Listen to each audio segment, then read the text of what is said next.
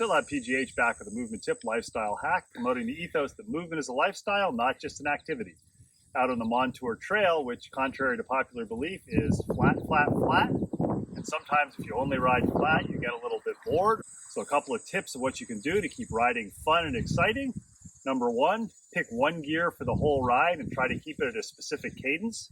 Somewhere between 75 and 100 revolutions per minute or pedaling is a good goal to have.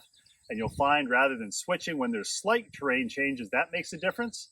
Tip number two, maybe get a fat bike.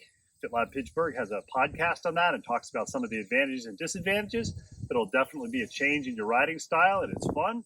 Or tip number three, if you believe in the equation N+1, where N is the number of current bikes, pick up a single speed bike like the Salsa Stormchaser or some of the other ones out there and ride the trails on a single speed. Whatever you do, ride more, ride often, and make movement and riding a lifestyle, not just an activity.